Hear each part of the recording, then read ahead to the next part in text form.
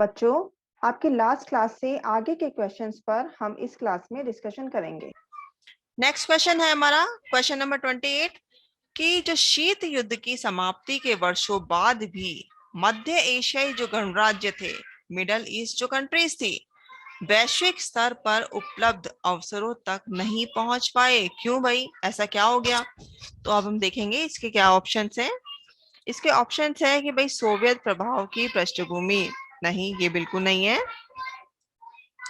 देशों में सत्तावादी, बिल्कुल ये सही है, क्योंकि आपको पता है बच्चों जो अरब स्प्रिंग जो आपके सिलेबस में है, जिसमें ये पढ़ाया गया है कि किस तरह से उन देशों में तानाशाही गवर्नमेंट थी, ठीक है, बेरोजगारी थी और प्रशासन जो था वो बिल्कुल ही भ्रष्ट था। वर्षों से, मतलब काफी वर्षों से इन देशों में तानाशाही रूल चल रहा था, जिसमें कौन कौन से देश थे? ट्यूनीशिया, लीबिया, मिस्र, सीरिया, यमन, ये प्रमुख देश थे। और इनमें जैसे कि एग्जाम्पल के लिए आपको बता देती हूँ कि ट्यूनीशिया में जो बेन अली थे वो 23 सालों से सत्ता में थे। मिस्र में होस्नी मुबारक 30 सालों से। लीबिया में थे कर्नल गद्दाफी जो कि 42 ईयर से कंटिन्यू वहां के जो है तानाशाह शासक थे। ऐसे ही सीरिया के अल असद थे। और इराक का जब आपको खाड़ी का युद्ध पढ़ाया था तो उसमें भी मैंने आपको बताया था कि वहां का जो तानाशाह था उनका नाम था सद्दाम हुसैन। ठीक है, तो इसका आंसर होगा ये जो देशों में सत्तावादी है, ये बिल्कुल राइट ऑप्शन है। ये अमेरिका की भागीदारी ये भी नहीं होगा, और देशों की पारंपरिक रूप से अलग थलग प्रकृति ये भी नहीं होगा। ठीक है, मेन जो कारण था वो था कि देशों में सत्तावादी था। ठीक है, तो इसका जो हमारा आंसर होगा वो होगा हमारा option number B, right answer. Next question 29, रियासतों के एकीकरण का जो कार्य है वो सरदार वल्लभ भाई पटेल को सौंपा गया था। तो इनमें से हमें ये पहचानना है कि भाई इनमें से कौन सा तर्क जो है वो सही नहीं है। ठीक है, उनके पास एक लंबा राजनीतिक अनुभव था, बिल्कुल सा था भाई। हमारे वो मेन एक फ्रीडम फाइटर भी थे सरदार वल्लभ भाई पटेल।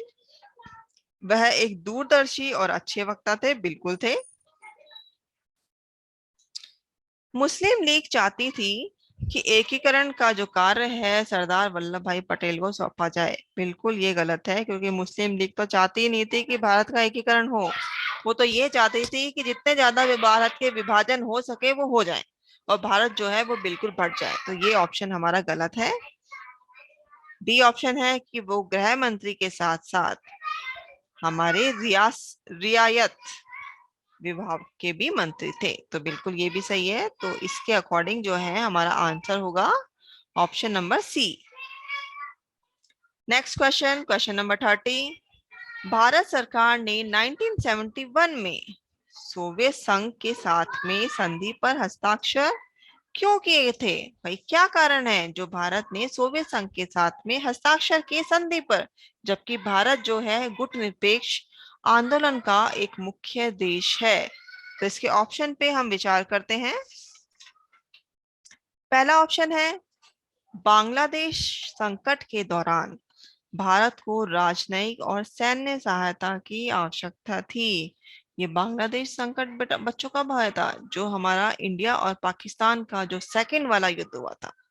ठीक है, इंडिया पाकिस्तान का जो हमारा सेकंड युद्ध था 1971 में, उस टाइम में आपको बताया गया है एक नया देश बना था बांग्लादेश।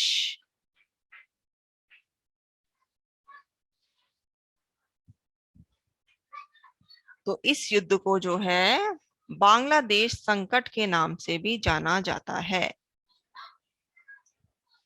तो ऐसे टाइम में क्या हुआ था कि भारत के मनोबल को कम करने के लिए अमेरिकी जो जहाज थे उन्होंने भी भारत की जो सीमा है, भारत के जो अरब सागर में अपने जो है बेड़े भेज दिए थे। क्यों भेज दिए थे? क्योंकि उस टाइम जो है पाकिस्तान और अमेरिका के जो रिलेशन थे वो कुछ कुछ अच्छे हो रहे थे। ठीक है, इक्वल टू बच्चों, भारत जो है वो हमेशा से ही समाजवाद पर उसका भरोसा है। पूंजीवाद को भारत उस टाइम नहीं मानता था, तो इसी के कारण जो भारत है उसका सोवियत संघ के साथ में ज्यादा झुकाव था।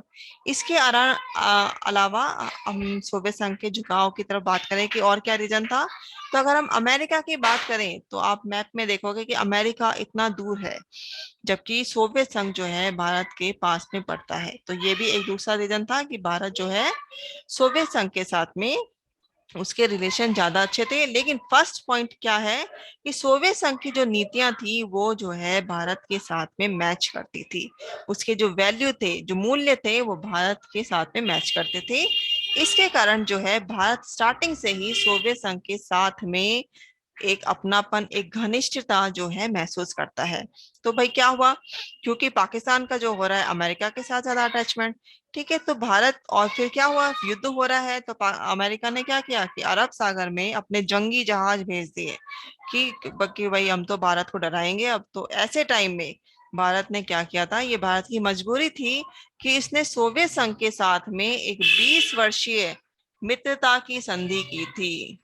ठीक है, और ऑप्शन भी हम देख लेते हैं। भारत सोवियत संघ के करीब था, हाँ ठीक था, करीब था, लेकिन इतना ज्यादा ये कोई ऐसा कुछ रूल नहीं है कि करीब था तो उसके साथ जो है संधि कर ली। भारत अमेरिका से दूर रहना चाहता था, ये भी कोई ऐसा ऑप्शन नहीं है। दोस्ती को मजबूत करने के लिए ये भी कोई नहीं है इतना बड़ा ऑप्शन। मेन इसका कारण क्या था कि बांग्लादेश का जो संकट था उसके दौरान भारत को राजनयिक और सैन्य सहायता की आवश्यकता थी। ठीक है, तो हमारा ऑप्शन नंबर ए होगा, ये राइट आंसर होगा। नेक्स्ट क्वेश्चन है क्वेश्चन नंबर 31। नीति आयोग के बारे में इन कथनों पर विचार करना है हमें, और जो गलत कथन है उसका हमें पता लगाना है। फर्स्ट ऑप्शन है हमारा कि नीति आयोग केंद्र सरकार के थिंक टैंक के रूप में कार्य करता है। बिल्कुल, बिल्कुल ये सही है, बिल्कुल करता है कार्य। नीति आयोग सहकारी संघवाद की भावना को सुनिश्चित नहीं करता है, ये गलत है। नीति आयोग जो है सहकारी संघवाद को बढ़ावा देता है। कैसे? ये केंद्र और राज्यों की आपसी भागीदारी से ही कोई नीति बनाता है। भारत के प्रधानमंत्री नीति आयोग के पदेन अध्यक्ष हैं, बिल्कुल सही है। और डॉक्टर राजीव कुमार जो है नीति आयोग के वर्तमान उपाध्यक्ष है, ये भी सही है। तो हमें इसमें पहचानना है गलत कथन, और गलत कथन कौन सा है, हमारा option number B. Next question, shock therapy से जुड़ी हुई एक घटना हमें बतानी है, इनमें से कि कौन सी है। ठीक है, शॉक थेरेपी कब लाई गई थी? ये लाई गई थी जब यूएसएसआर का विघटन हो गया था। ठीक है, तो हम इसके ऑप्शन से विचार करेंगे। ऑप्शन नंबर ए है तजाकिस्तान और अजरबैजान में मध्य एशियाई संघर्ष। हाँ हुआ था, लेकिन उसका शॉक थेरेपी से कोई कनेक्शन नहीं है। नई अंतरराष्ट्रीय आर्थिक व्यवस्था, ये खाड़ी युद्ध से संबंधित है। अमेरिका ने साम्यवाद को जड़ से उखाड़ फेंकने की योजना बनाई थी, ठीक है, लेकिन उसका इससे कोई संबंध नहीं है। अमेरिकी डॉलर के मुकाबले रूसी मुद्रा को स्थिर करना, तो इसका ऑप्शन नंबर डी होगा इसका राइट आंसर। क्वेश्चन नंबर 33, इतिहास की जो सबसे बड़ी गराज सेल किसे कहा जाता है, जिसमें औने पौने दामों पे बड़े बड़े उद्योगों को बेच दिया था? तो ये किया गया था शॉक थेरेपी के तहत में। अब देखो बच्चों, ये आपका इस बार आपके कथन और कारण वाले क्वेश्चन भी आपके ऐड हुए हैं। इसमें आपको कथन और कारण, जो भी कथन कह रहा है तो क्या ये इसका कारण है, इसके आधार पे आपको इन ऑप्शन पे अपना आंसर जो है वो टिक करना है। कथन है हमारा कि शीत युद्ध नहीं होता, शीत युद्ध न तो युद्ध था, न ही ये कोई सशस्त्र सैन्य संघर्ष, और न ही शांति की स्थिति थी, बल्कि ये तो एक असहज शांति की स्थिति थी। बिल्कुल, शीत युद्ध ऐसा ही था। इसका कारण क्या था भाई? शीत युद्ध चतुर चालों, प्रचारक गतिविधियों और राजनीतिक संघर्षों से नहीं लड़ा जा रहा था, ये गलत है। शीत युद्ध के जो साधन थे वो तो यही थे, आपको प्रत्यक्ष तरीके से युद्ध नहीं करना है इसमें, और करना क्या है, एक दूसरे के विरुद्ध हमें चालें चलनी है, एक दूसरे के विरुद्ध हमें प्रचार करना है। ठीक है, और राजनयिक संघर्ष, डिप्लोमेटिक बातें करनी है। ठीक है, तो इसका हमारा क्या होगा, हमारा ऑप्शन जो हमारा कथन है वो सही है और कारण जो है गलत है, तो इसमें हम आएंगे ऑप्शन नंबर जो हमारा डी है ये राइट आंसर है कि कथन जो है वो हमारा सही है और जो कारण है वो हमारा गलत है। Next question 35।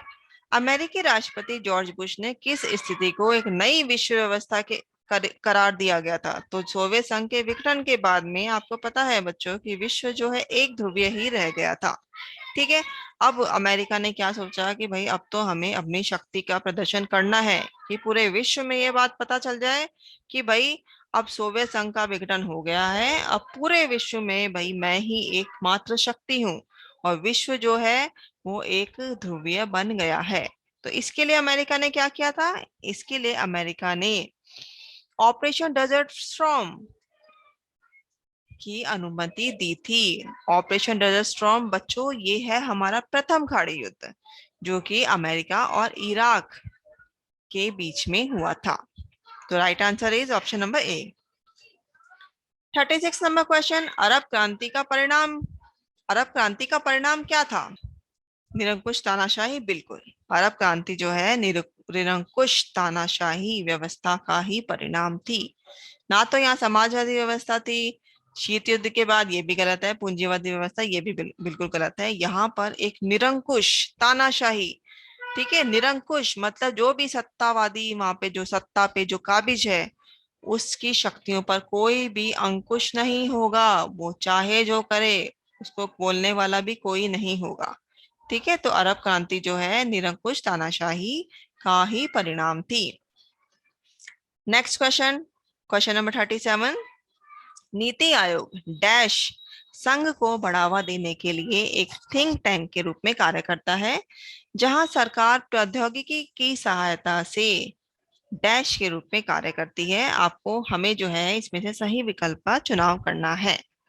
तो बच्चों नीति आयोग प्रतिस्पर्धा को तो बिल्कुल भी नहीं मानती है। मैंने आपको अभी ऊपर ही एक क्वेश्चन में बताया है कि नीति आयोग जो है सहकारी संघवाद की भावना पर कार्य करती है। हम आएंगे अपने क्वेश्चन पे। प्रतिस्पर्धा की बात बिल्कुल नहीं करती है, ना नियंत्रक की है, ये बिल्कुल गलत ऑप्शन है हमारा। तुलनात्मक और केंद्रीय प्राधिकरण ये भी गलत है।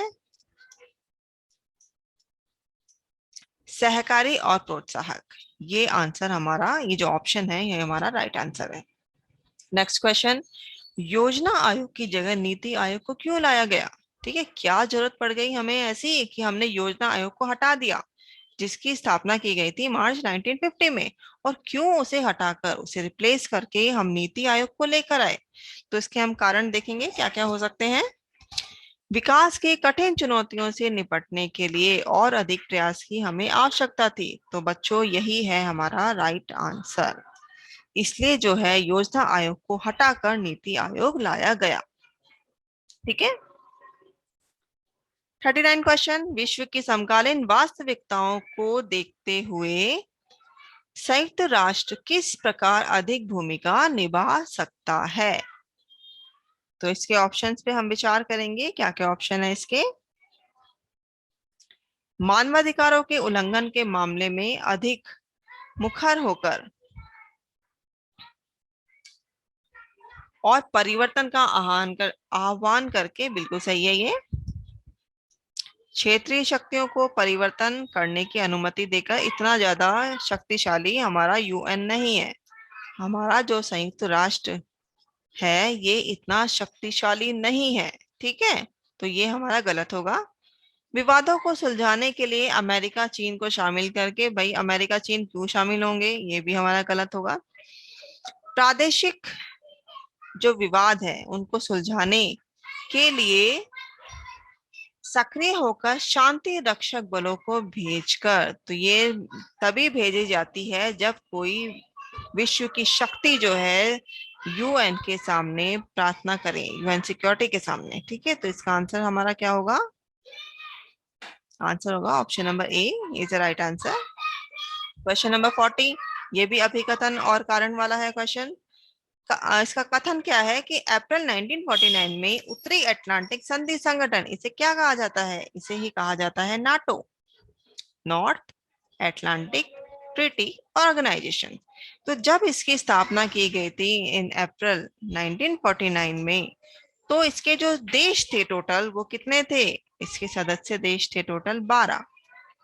ये 12 राज्यों का एक संघ था जिसने घोषणा की कि यूरोप, पश्चिमी यूरोप या उत्तरी अमेरिका में उनमें से किसी पर भी सशस्त्र हमले को उन सभी पर हमला माना जाएगा। ठीक है, कारण क्या था इसका कि प्रत्येक राज्य एक दूसरे की मदद को बाध्य होगा। बिल्कुल, ये बिल्कुल सही है। ठीक है, कथन भी हमारा सही है और हमारा उसका कारण भी सही है। तो ऑप्शन नंबर ए इसमें राइट आंसर है। Next question, question number 41। कथन है इसमें कि शांति बनाए रखने में अंतर्राष्ट्रीय संगठन बहुत महत्वपूर्ण भूमिका निभाते हैं। इसका कारण क्या है भाई? क्योंकि देशों में एक दूसरे के साथ संघर्ष मतभेद है। हाँ भाई, ठीक है, बिल्कुल सही है, मतभेद है और ये वाला भी हमारा सही है, लेकिन कारण, इस कथन का कारण तो ये नहीं होगा ना, तो इसलिए हमारा राइट आंसर होगा option number B. Next question, question number 42।